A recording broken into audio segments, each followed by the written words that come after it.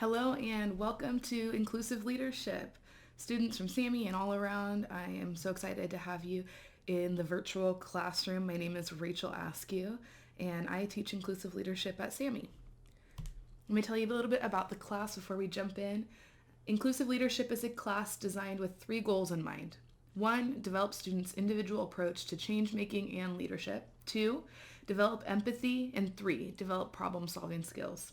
Weekly, we will examine the oppressive pitfalls of systems and structures operating in the world today, with doses of the historical context of said system and its impact on the world/nation at large. Additionally, we will dig into the practical elements of what it takes to lead yourself and lead a team. The aim of inclusive leadership is to develop well-rounded young leaders that can apply their skills to any system, career ambition, or life circumstance with clear and guiding vision that includes the marginalized. We have a few learning outcomes in this class. Number 1, students can identify power, privilege, and oppression in systems locally and globally and connect them to their own personal principles. Number 2, students can apply their knowledge of personal principles, power, privilege, and oppression to their future aspirations. Number 3, students have an understanding of their own personal strengths and story and have created strategies to apply them in their world. Number 4, students can identify how their aspirations for the future can impact communities they are a part of today. So in this class, we're going to take a look at systems, like I said, but we're also going to take a look at different leadership skills. And one of those skills that we're going to look at today is known as Civil Discourse. And a few years back, I worked with the National Institute for Civil Discourse on a presentation locally in Tacoma for several student leaders. I'm sure that there were some friends of SAMI and SOTA and IDEA there. It was a fantastic training, and so have stayed in touch with the National Institute for Civil Discourse, and we're going to look through some of their resources today and get a hold on this skill in itself. So forgive me also if there's any background noise that you notice. I do have a little pup running around here, and he might get thirsty and get a couple drinks of water as we move through the material today. Okay, so let's talk a little bit about this idea of civil discourse. For me, civil discourse is taking a look at those intimate moments when you are talking to somebody that you may or may not have a relationship with, but you're having a discussion about something divisive. So I want you to take a second and I want you to think about what are some things in the world that are divisive.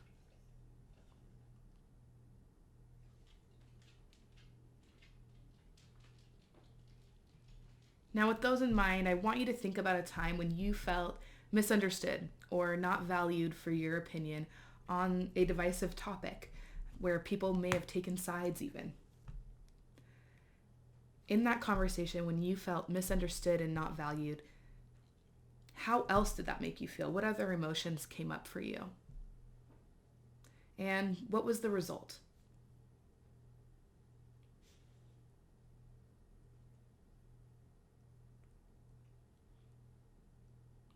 For me, those experiences have been hurtful, and they've resulted in broken relationship, if I'm completely honest.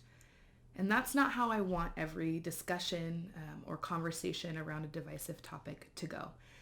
And I'm assuming you don't either. And so as leaders, it is our job to learn and understand civil discourse and put it into practice on a regular basis. So let's go back a few steps here. We'll back up and let's just break it down and talk through the definitions that we're working with here. So the first piece that we're going to look at is that word discourse. Really, discourse is just a fancy word for communication. And why do we communicate? Why is it important to communicate? Because it is essential to our survival. In fact, your head is communicating something to the rest of your body when you're hungry, right? That says, go get food. We are hungry. We need fuel. And it's just like that in relationships too. We communicate because it is essential to our survival. All right, let's talk about this word civility. What civility means is it is an effort to show respect towards someone else, especially if you're different from them, especially if you come from a different place, especially if you have different opinions, especially if you have different perspectives. Respect should be central to every relationship, whether it is an acquaintance or someone that you just met, or it's someone who's in your family and someone you've known for a really long time.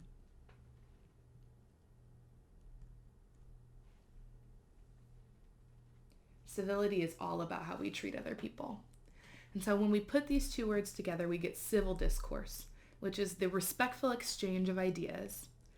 And it's engaging in discussion that is intended to enhance, so enhance is to build up our understanding.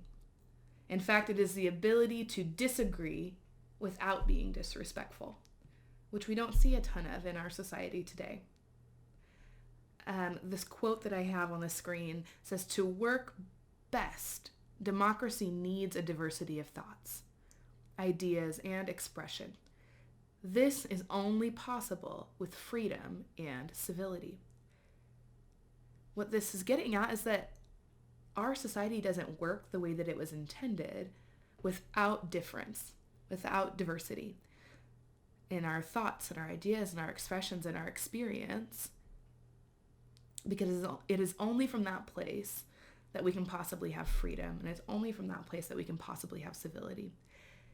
Meaning that without diversity, without difference, number one, we wouldn't be the nation that we are. We are an incredibly diverse nation. And what we find too is that in teams and communities, when we're different, we're better. We are absolutely better for knowing and exchanging ideas with people that are different than us, because then that gives us access to knowledge that we wouldn't have otherwise. So two things that I notice in the definition of civil discourse. Number one is this word intended. Intention has to be at the center of our desire in this engagement, in this discussion. Our intention is rooted in our desire. So our desire to have this conversation, there's intention behind it.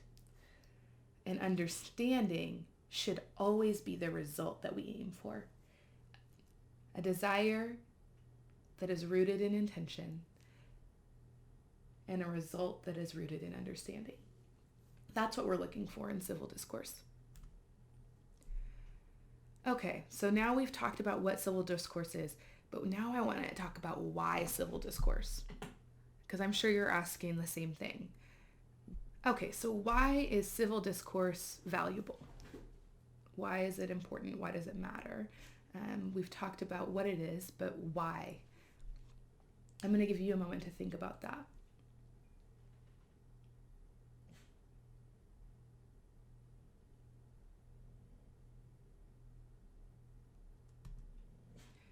Well, without civil discourse, look at all of the things that can go awry. We have a whole list. Participants speak whenever they want. They interrupt. They add their own opinions before someone else has even finished speaking. Participants don't listen closely to each other because they're always thinking about what they want to say next. Ideas are thrown around competitively without consideration from others. Some participants might feel the process is fair, while other participants might not. Participants assume each other's motives and morals, often wrongly. There is confusion about shared values or common goals. There's an unwillingness to compromise or allow others to disagree. And there may be personal attacks and the use of words to intentionally harm someone. A few words stand out to me here. There is disengagement. There is a lack of consideration or being inconsiderate. There's a lack of fairness. So there's unfairness at play. There's assumption, confusion, and to believe that there's nothing in common between you and the other person. And there's a lack of compromise. And all of these things combined together ultimately are dehumanizing. And when we can dehumanize somebody, we can treat them like not only are they not human, but we can justify treating them as less than human and without value. Now, let's look at what things look like when we do have civil discourse. Participants listen to each other with the intention of understanding. Participants speak to each other with respect and kindness, even when they disagree. Ideas are shared and considered cooperatively. Participants feel the process is fair. They feel heard. There's equal involvement. And when we say equal involvement and people feel heard, that ultimately cuts power in half. So a power dynamic is stripped. And people are looking each other in the eye as equals. Participants ask open-ended questions to understand and try not to make assumptions about each other. So we also are stripping away this lens of believing and assuming difference and that there's nothing in common. Which brings us to, there's a general clarity on shared values and common goals. So there's common ground at play. There is a willingness to compromise or agree to disagree if needed. And really, what I hear here is that there is intentionality. There is a restoration of value, clarity on sharing things as the same, whether that's values or goals, and then compromise, a willingness to meet halfway. And ultimately, that restores humanity. Instead of dehumanizing somebody, we are restoring their value. We are restoring the idea that we could have something in common and be the same. So as humans, we have some desires ourselves. We desire connection and acceptance. We desire to be valued. We desire belonging. We desire to know that we're worthy and understood. We desire that a space feels safe, and we deeply desire to be respected. And so now that we know what civil discourse is and why civil discourse matters, why it's important, why it's valuable, why it's worth practicing, I want to talk about how. How do we get to this space of civil discourse? And how do we practice it? So there are two pillars of civil discourse. The first pillar is listening to understand, and the second pillar is empathy. And you'll notice the arrows on the top and the bottom, because when we listen to understand, it builds into our ability to be empathetic. And then our natural tendency when we feel empathy for somebody is to listen in order to understand. So they build off of one another. So when you're in a relationship with somebody and you begin to have a discussion that is divisive, and because you come from a particular experience and have a particular opinion that is contrary to the other person. And instead of sitting and deeply rooting yourself in your own opinion, when you take a breath and you can listen to understand, you develop empathy because you start to know that person's story and you start to learn where that opinion comes from. And then as you begin to have empathy for that person, you can all of a sudden continue to listen to understand. Because when we don't listen to understand, it only creates more tunnel vision for us as we're trying to build a relationship that can't possibly be built without a foundation of empathy and understanding. And I'll give an example of my own. So I had a friend of mine and I were having dinner, and I was sharing with her something that really just excited me. A film had come out, and it was one of the first films to have the representation of a young woman as she hadn't seen herself in film ever in her life as an Asian woman. And she was in her 20s or something like that. So she was recording all of these incidents of racism that she had experienced, and toward the end of that thread, she started to record incidences of representation that were able to restore some of the humanity that was lost in her experiences with racism. And so I was sharing this story with a friend of mine, and I said, gosh, it just breaks my heart that she had all these experiences with racism. And one of the experiences was a particularly traumatic one for this woman.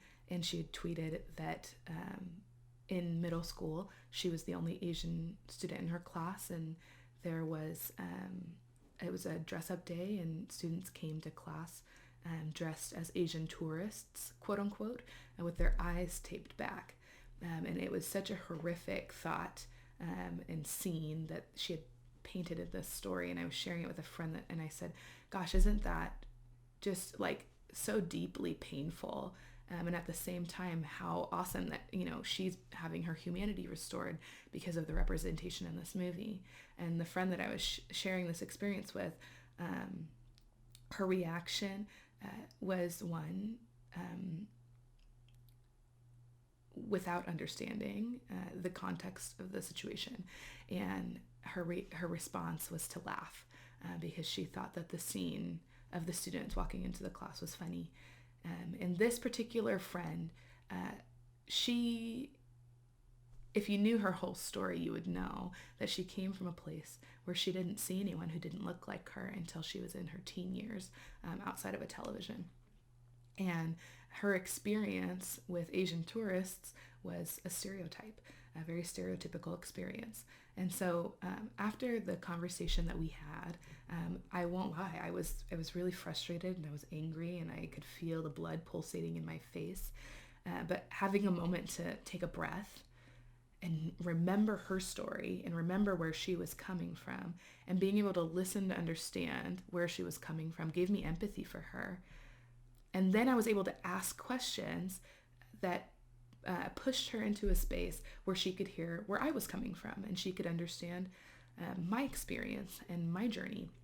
And so as we continue to have this conversation, the goal in mind was not to somehow convert her to my opinion or my belief system or my perspective, but it was to understand where we were each coming from. And in fact, we met somewhere in the middle, where she started to understand that this particular woman had experienced massive encounters of racism that had coded the way that she saw herself, these really dehumanizing experiences. And then my friend was able to celebrate with me that this film had restored some of that humanity, in fact. And so all that to say that she was able to listen to understand and have empathy, not only for me, but for the woman in the story that was sharing her story on Twitter. And then I was able to meet her halfway by taking a breath and coming outside of myself without pride and humbling myself to understand where my friend was coming from and be patient enough to listen, understand, and provide some education to her as well. And so we both got something out of that encounter. We both got something out of that and have continued to get things out of that relationship. And so it's worth listening to understand and being empathetic. So a large part of listening to understand is being an active listener. So we're going to watch this video from YouTube on how to be a great listener.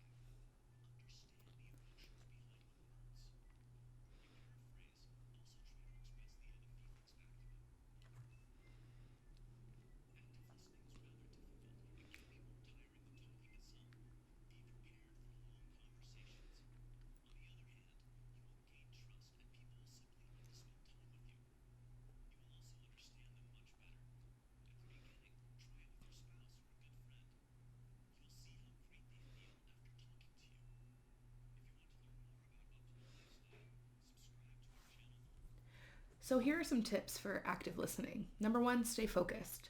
Number 2, really listen.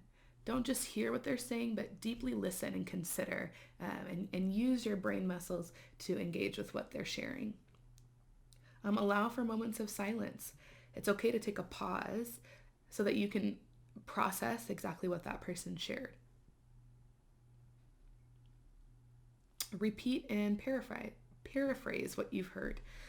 That is a really helpful way that I've found to consider and allow for myself to process deeply what somebody has shared. And oftentimes I will experience a repeat or a paraphrase where that person's like, oh, actually, no, that's not what I said. Let me correct that. And their correction then allows me to be a better listener. And then the last piece, understand the emotions behind the words and those values that are behind those words. And so when we practice understanding, really what we're doing is we're believing that behind every opinion and policy are emotions, values, and experiences. So really, if I'm sitting across from my friend who has just said something that really struck a chord in me, has really struck, because my opinions are rooted in emotions and experiences and values that are close to my heart, right? And so someone says something or shares an opinion that strikes a chord with me and feels so contrary to my own belief and my own value system that it actually feels painful.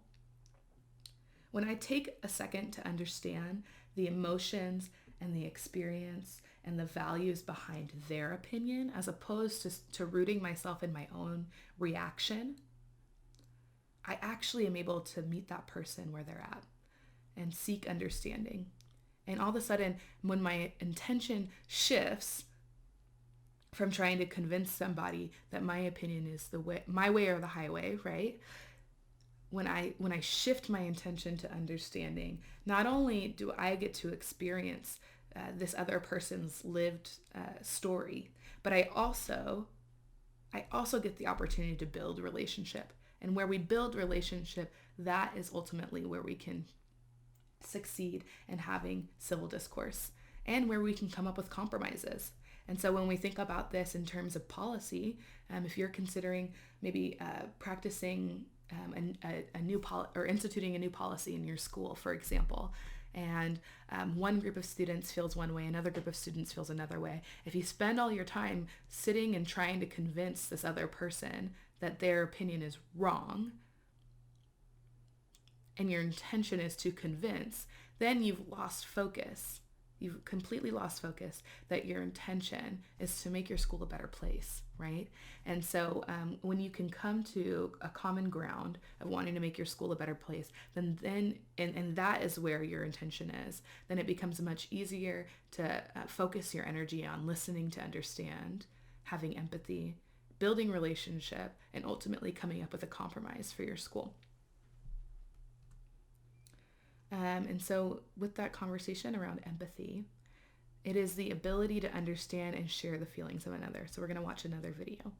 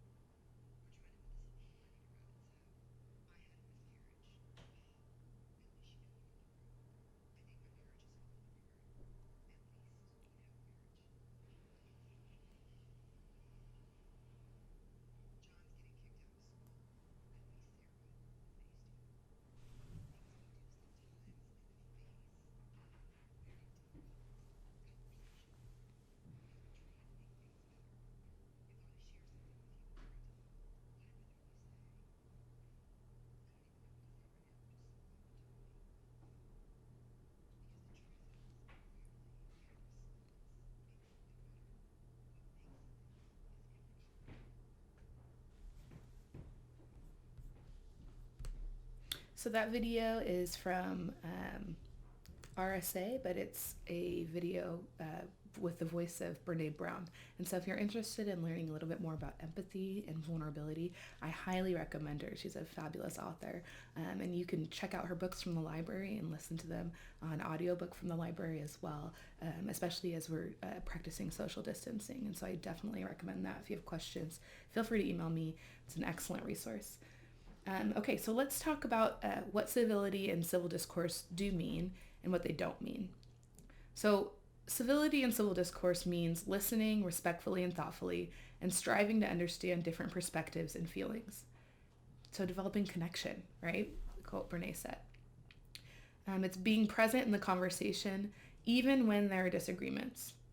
Appreciating differences in communication styles. It's expecting and exploring conflicting viewpoints and seeking common ground. Questioning your own position and being open to learning. It's understanding people are multifaceted and allowing people to change their minds. What it does not mean is silencing dissenting opinions, being quote unquote politically correct, being passive, or suppressing your opinions or thoughts. It does not mean agreeing with other people in order to keep the peace. Civility does not mean compromising your values and beliefs or policing how others speak. It does not mean generalizing and stereotyping, and it does not mean tolerating violence, prejudice, or incivility in all of its forms. So I hope that gives you a better idea of what civil discourse is and what it's not. I hope it gives you you feel confident in knowing what civility and civil discourse are, why we should practice civil discourse, and how we practice civil discourse. If you are interested in more resources around this idea of civil discourse, I encourage you to check out the National Institute for Civil Discourse at nicd.arizona.edu. And there will be some resources also posted on our Inclusive Leadership Microsoft Teams page. And so now we're going to head over to our Microsoft Teams classroom page. And we are going to read first some notes from NICD regarding how to ask questions to understand. And so what I want you to do is I want you to consider what are some questions you could pose to a friend the next time you're having a heated discussion. And so just go to the collaboration space, civil discourse discussion, class brainstorm is where I want that space to live. Number 2, I want you to practice this take a stand exercise.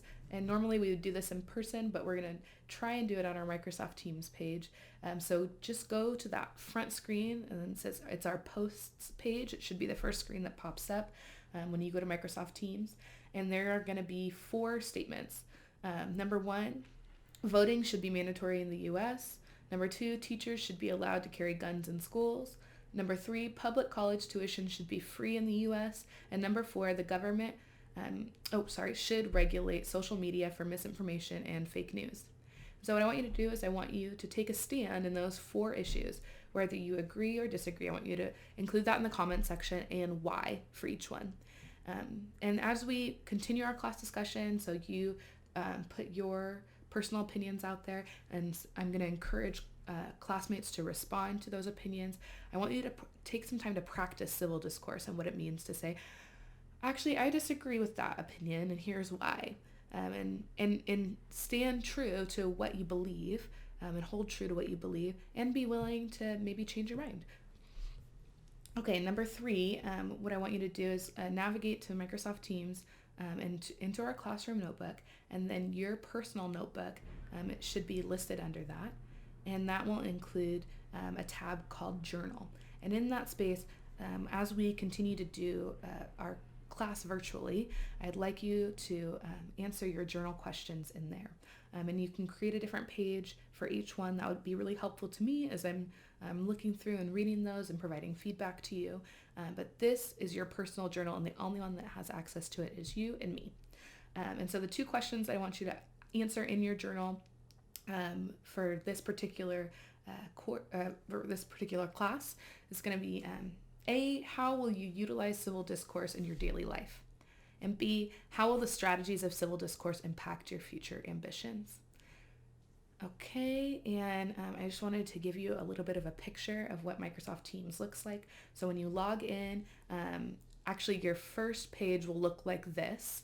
And so it'll be under posts, and you'll see right here, this is a Civil Discourse discussion. So I'd like you to go ahead and reply right here. And in your reply, make sure that you include why you agree and disagree with these. And as other people respond, I'm going to encourage you to react to those and maybe tell folks why you agree or disagree, or maybe include a note about somebody else's opinion changing your mind. And then as I want us to brainstorm as a class right here, what are some questions you could pose to a friend the next time you're having a heated discussion? And we'll create that and collaborate together on this particular one. And then underneath collaboration space, there should be a space that includes your personal notebook, the one that only you and I have access to. So if you have any problems or issues figuring out how to navigate Microsoft Teams, please let me know. I'd be happy to help you figure that out. So shoot me an email and we can jump on the phone if need be and make that work. And that is all for our class today. Thank you all for joining me.